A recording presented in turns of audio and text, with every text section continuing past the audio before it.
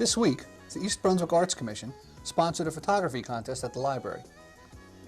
The theme of the contest was the spirit of East Brunswick, and a variety of black and white and color photos were exhibited. Dolly Vasta explains. It's the first time that the Arts Commission has ever sponsored a photography contest. It's new to us. We hope to make it a tradition each year. They say the first year you do it is the starting of a tradition. And hopefully next year we'll have a lot more entries, but some of them are really very, very interesting. I really know naught about photography, and I had asked Fred Steiger if he would work along with the Arts Commission. He is with the Raritan Valley Photographic Society. How's that? Close. Raritan Photographic Society. Well, I never did get all my lines in sequence anyways. I don't know I'll ever tell you who watched me perform. So I would like to introduce Fred Steiger to you, and he will explain what the rules are. He will also introduce the judges to you. Fred? Thank you, Dolly. As Dolly said, this is our first attempt at a photographic competition. I've long felt the need for something like this because I feel photography is an art and it ought to be one of the arts we recognize. So we're going to start today. We have a distinguished group of judges here. Starting on my left, it's Bob Ross, who is the president of the Raritan Photographic Society. Next to him is Stanley Pepka, who is the past president of the East Brunswick Camera Club. And the third man there is Bill Murphy, who is the photography teacher in the art department at East Brunswick High School. I have to say we chose our judges for two reasons: their competence in the field and their diverse affiliations. We wanted to spread the word through East Brunswick of this competition. Finally, the judges will then review all pictures of all ratings to find the picture that best exemplifies the spirit of East Brunswick, and we have a special prize for that. We have a medallion and a gift certificate from National Camera in East Brunswick to the winner of the Spirit of East Brunswick, and that individual can win two prizes. Second place, black and white, Steve Marks.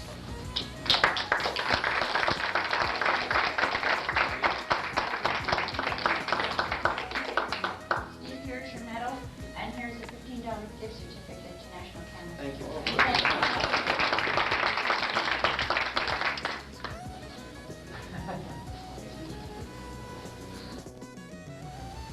Second place, color division, Terry Benechik, entitled Field. I see Terry in the audience.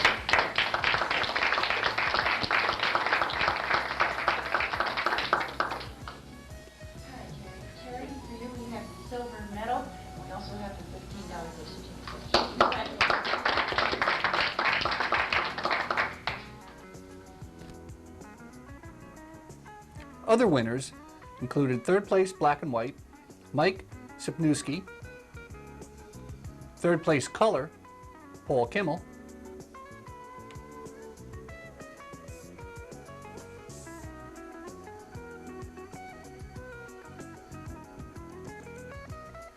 first place black and white, Paul Kimmel,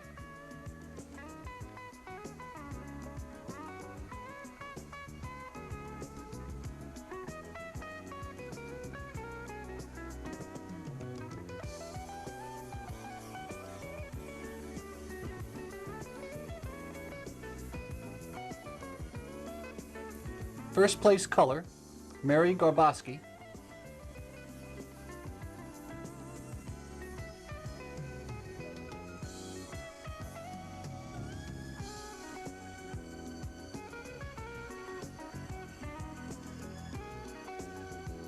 junior division winner was Mia Marticelli,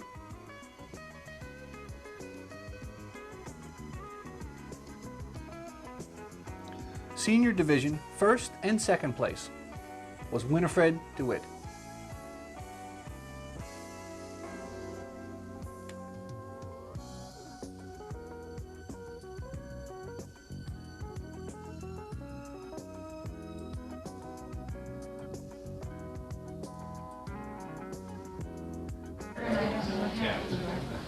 And now the judges have reviewed all the pictures, winners, ones who didn't quite make it, black and white and color, and they selected The Spirit of East Brunswick, The Field by Terry Benedict.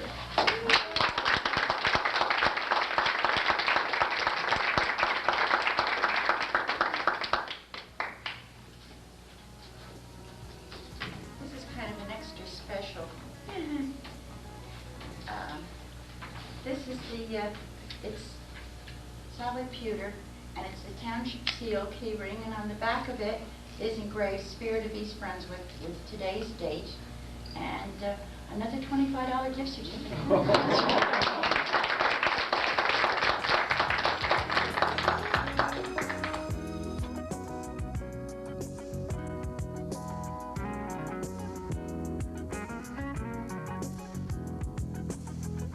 A blustery Sunday at the fairgrounds was the site of East Brunswick Police Department's annual Easter egg hunt.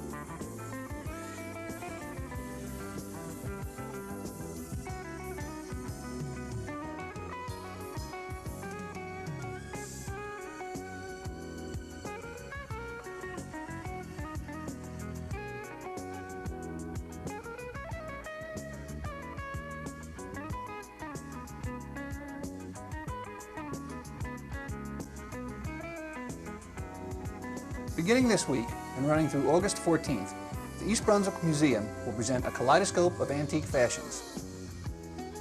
Under the direction of Alberta Uhas, the show will present a view of our ancestors' garb, featuring gowns from the 1870s, 1920s bathing suits, 30s Girl Scout uniforms, and many others. Models at the April 3rd showing were Laura Borsuk, Lisa Borsuk, Shari Cosgrove, Susan Daniels, Karen Calla, Janine Calla, Barbara Lestrang, Carol Michalowski, Ann Rogers, and Sandy Shelters.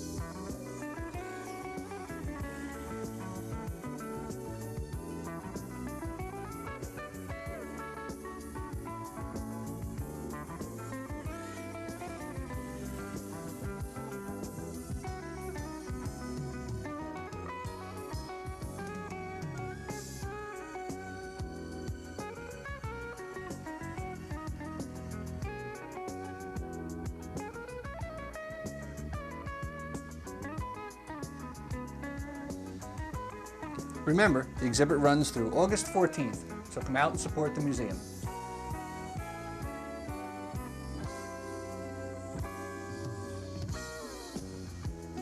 Also on Saturday, the bad weather didn't prevent this group of volunteers from some spring cleanup work at Welsh Park.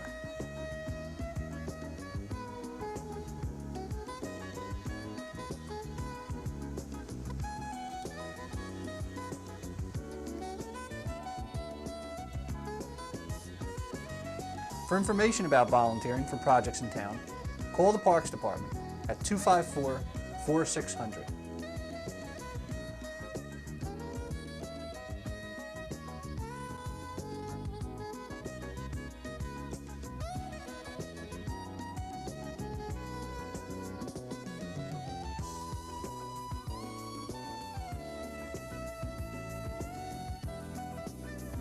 Good evening and welcome once again to the program Consumer Aware. I'm Mary Tenaccio and I'm with your local Consumer Affairs office. Tonight I will share with you some helpful hints on not a very pleasant subject but an important one: what to do if you have an automobile accident. Sometimes when this happens to us and it's an unfortunate experience, panic takes over, fear, fright, and we do not do the things that we are supposed to do. And we can run into many troubles down the line when trying to think back on information that we should have gotten at the scene of the accident. So all I want to do with you this evening is share some helpful hints. If you have a pencil and paper and can jot them down, there are things that you should go over in your mind so that they become a part of you, so that when you are under tension or in a situation that can upset you or make you nervous, you will automatically do them. They will benefit you in the long run. The first thing to do, if possible, of course, is to set up emergency flares at the scene of the accident, or to move the vehicle, if possible, off the main road and onto the side of the road in order to prevent traffic jams or other accidents from occurring. The next thing, if it is again possible, check for injuries in both cars or the amount of cars that would be involved in the accident. Check information with the other driver. Record not only his name and his address, but all the information that you can possibly get from his registration. Take down the vehicle description and the license number. And remember to record the names and addresses of any other occupants that were involved in the accident. Make sure you also get the name of the insurance company of the other occupant. Gather as many witnesses as possible. Write down their names and addresses. Eyewitnesses can be very important to you later on. If the police are not on the scene of the accident, contact them as soon as possible. If you have the time and you are able to do so, be sure to record the name and the badge number of the police officer and to try and sketch the scene of the accident if you can do so. One other very important thing to remember is never move an injured person unless you are qualified. If emergency help is on the scene, take the names and addresses of the people that came on the first aid squad. Make no admissions, make no statements to any other party at the scene of an accident. If your car has to be towed, make sure you have the name and address of the tower. Again, never discuss the accident with anyone at the scene. Cooperate, of course, with the authorities and answer their questions. But anything above and beyond that, refer all inquiries to your insurance company. Once again, thank you for tuning in. And if you have any questions or need any information, please don't hesitate to call your Consumer Affairs office. We are there Monday through Friday from 9 a.m. to 1 p.m. Please call or drop in, whichever is convenient for you. Thank you once again for listening, and good night. At Monday's council agenda meeting, council members decided to postpone the proposed improvements to the town's municipal building. The $465,000 bonding ordinance, which included a wheelchair ramp and elevator for the complex, as well as expansion of the courtroom and township clerk's offices, was judged to be too costly at this time. Mayor Fox, however, expressed his reasons for proceeding with the project. Second point, I think, is maybe more important, and that is that, as we pointed out when we talked about this 2 or 3 weeks ago, bidding this as one package with the Senior Citizen Center is likely to get us a much better price. Now, waiting until next year, and I know we're all hopeful that interest rates will come down. When interest rates do come down, I'm sure that there's going to be a building boom or mini boom because there's such a build-up of pressure for various construction things. And I think if we wait until that time to bid it, that we're going to be paying, we're going to be talking about a substantially higher number.